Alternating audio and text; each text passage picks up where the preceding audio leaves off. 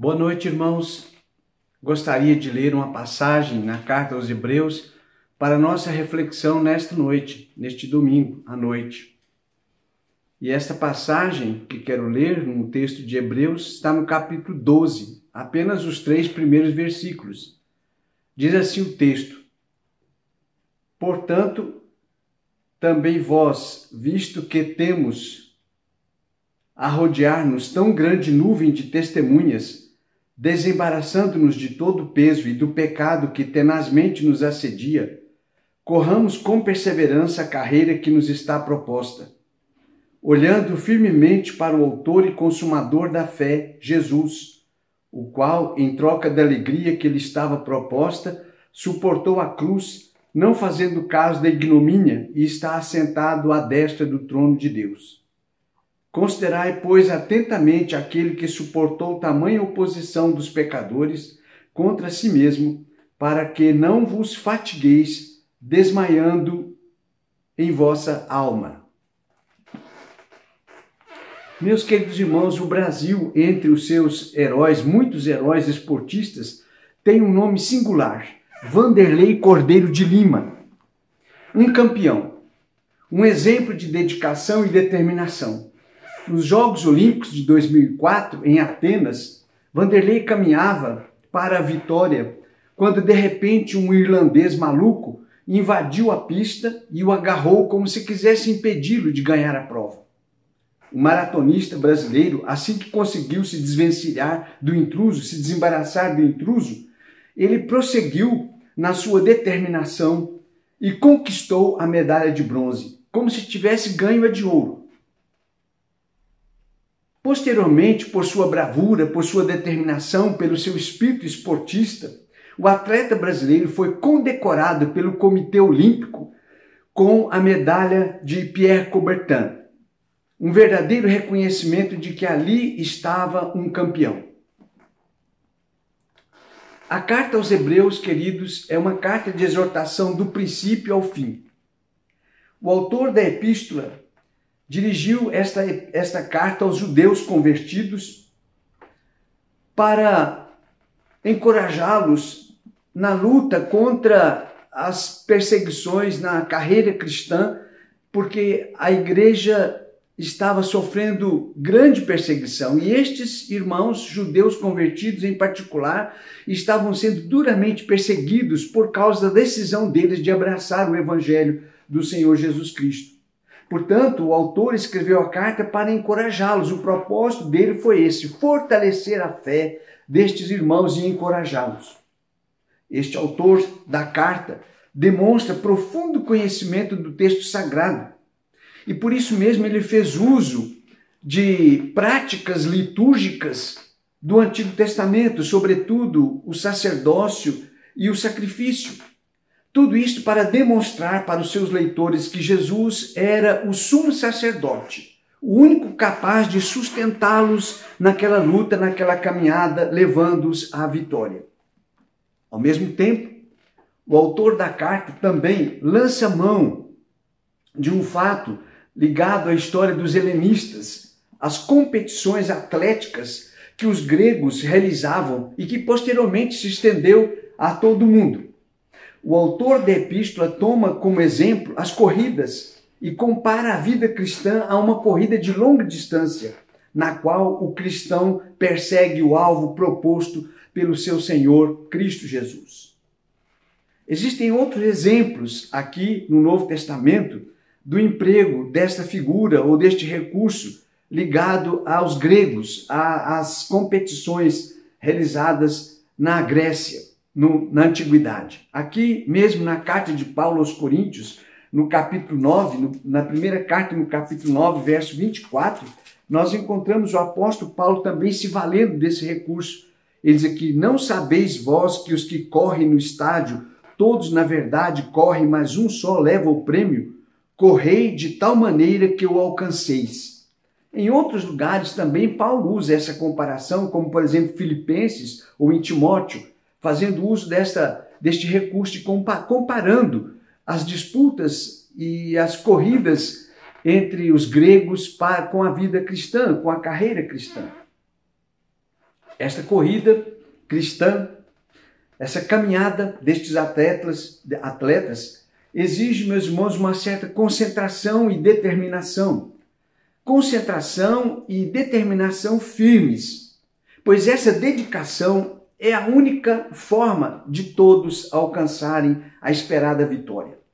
As perseguições não representavam os únicos obstáculos para aqueles cristãos a quem o autor da carta aos Hebreus dirigia a epístola.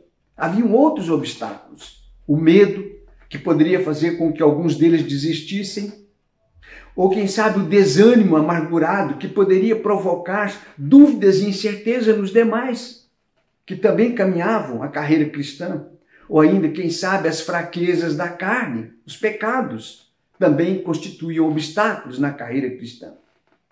Como enfrentar tudo isto? Como escapar destes obstáculos e chegar à reta final, obtendo a coroa da vitória?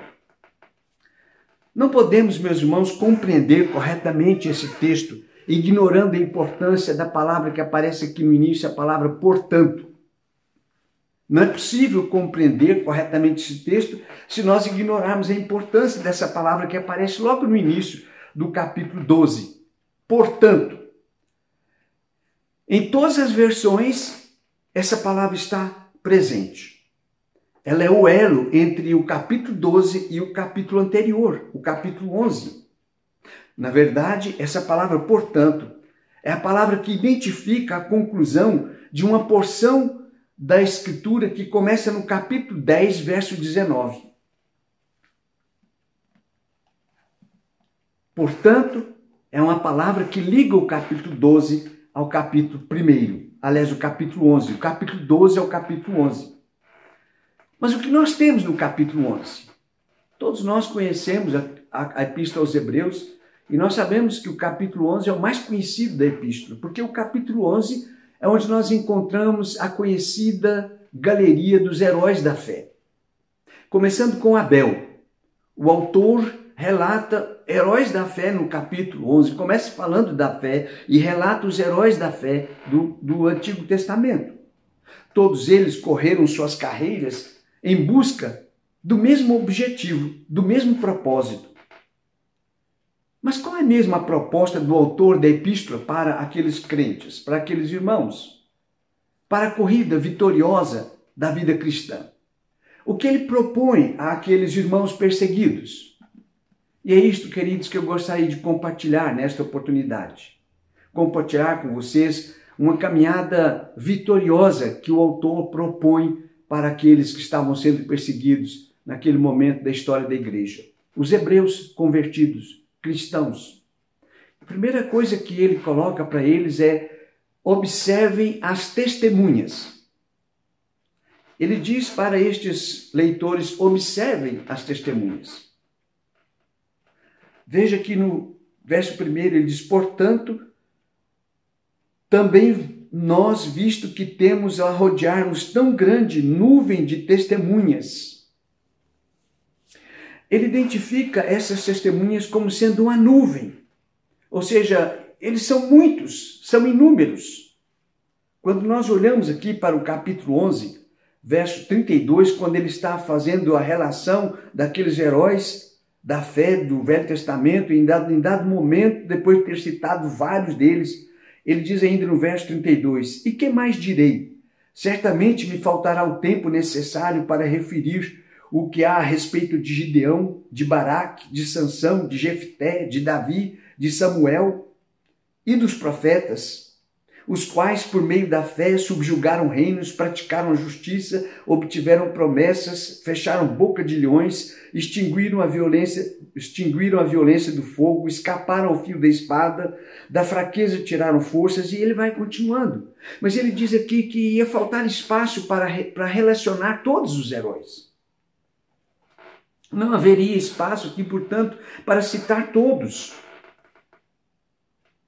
Ele mencionou vários do Antigo Testamento, mas ele deixou em aberto porque havia muitos outros que não foram mencionados, mas que também tiveram uma trajetória semelhante, uma carreira cristã semelhante e vitoriosa. Essa nuvem de testemunhas, queridos, obviamente, eles não são espectadores, mas são exemplos de fé e de encorajamento para outros que, da mesma maneira e com a mesma determinação, caminharam a caminhada cristã. Segundo o texto, no capítulo 11, eles enfrentaram espadas, enfrentaram feras, fogo, açoites, foram algemados, foram presos, cerrados ao meio, apedrejados. É isso que está relatado no capítulo 11, e são essas as testemunhas que o autor se refere. Eles enfrentaram torturas. E o que fez com que estes heróis fossem vitoriosos e alcançassem a vitória? A perseverança, a fé perseverante deles, o esforço e a disciplina. Quantas vezes, meus irmãos, nos faltam essas virtudes para enfrentarmos as tribulações da vida cristã? Que não são poucas, diga-se de passagem. Alguns quase que desistem, quase que chegam a desistir da caminhada. Outros, esmorecidos, desanimados, caem na melancolia. As energias parecem esgotadas e o ânimo parece ter também batido em retirada, saído em retirada. Precisamos, meus irmãos, ter a sabedoria para olharmos para a Escritura e enxergarmos esta nuvem de testemunhas, de pessoas que correram a carreira e foram vitoriosos, mesmo sendo atribulados, afligidos, perseguidos. Então a primeira coisa que neste texto o autor faz é chamar a atenção deles para esta nuvem de testemunhas, que são aqueles que também caminharam a caminhada e alcançaram o objetivo, foram vitoriosos. Em segundo lugar, o autor, ele diz para estes leitores: livrem-se do peso e do pecado. O nosso herói maratonista, citado no início, muito provavelmente teria ganho aquela maratona em Atenas, não fosse um incidente ocorrido na pista. Mesmo assim, ele, ajudado por algumas pessoas que por ali estavam, ele se livrou do irlandês e continuou sua corrida, seu objetivo, e chegou em terceiro lugar. Ele não permitiu que aquele inesperado incidente lhe roubasse a determinação, a sua perseverança. Ele não desistiu. O autor da carta aconselha os leitores a se livrarem do peso e do pecado. Mas notem uma coisa, irmãos: peso e pecado neste texto são coisas distintas. O peso é tudo aquilo que poderia atrapalhar a corrida, a caminhada, o desempenho. E o pecado é aquilo que está à nossa volta, ou estava à volta deles, assediando eles, tenazmente assediando.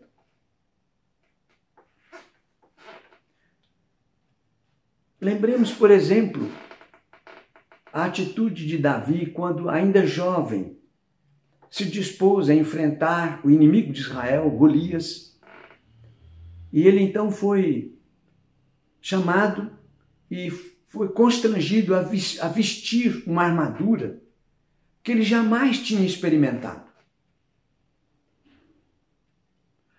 E Davi percebeu que aquela armadura só serviria para atrapalhá-lo, para atrapalhar a sua luta contra o inimigo de Israel, a sua desenvoltura na batalha contra o Golias. E ele recusou, convicto de que estava fazendo certo, se livrando daquilo que certamente o haveria de prejudicar ao invés de auxiliar na luta contra o adversário. Quantas vezes, meus irmãos, nós nos embaraçamos na vida cristã simplesmente porque não sabemos nos desvencilhar de coisas banais até, do peso, daquilo que nos atrapalha na nossa vida cristã. São coisas corriqueiras às vezes, como eu disse, coisas banais que atrapalham a nossa caminhada cristã. Coisas que o mundo oferece e que nos tiram a atenção e que nos prejudicam, não tem nos prejudicado na carreira cristã. É o peso que muitas vezes não sabemos nos desvencilhar dele. Quantas vezes também nós nos embaraçamos com as nossas próprias fraquezas, os nossos erros, e nos entregamos às fraquezas da carne, e a nossa carreira cristã, nossa corrida, também fica prejudicada. O autor da epístola recomenda, aconselha aos seus leitores para que eles se livrassem do peso e do pecado, para correrem a carreira cristã. Por último, aqui no texto, no capítulo 12, verso 2, ele aconselha os seus leitores a olharem para Jesus. Ele diz: olhem para o autor e consumador da fé. Aprendemos nas Escrituras, meus irmãos, que a fé é um dom de Deus. Ninguém é capaz de ter fé por si só. A fé, ela é um dom de Deus. Ela vem do Senhor, porque o Senhor é o seu autor. E ao mesmo tempo, ele é o galardoador daqueles que creem. É ele quem nos dá a fé. E esta fé, obviamente, é uma fé diferente, única, com características claras e positivas. O autor da epístola aconselha seus leitores a olharem com fé firmemente para o autor e consumador da fé, olhar para Cristo, para o Senhor. A palavra grega para fé aparece na Epístola aos Hebreus 32 vezes. 24 vezes no capítulo 11.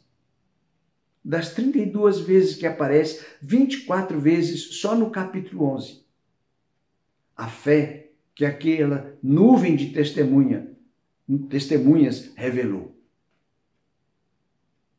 Nós observamos que a fé de que o autor fala é aquela que está focada no Senhor. Pois ele diz: olhem firmemente.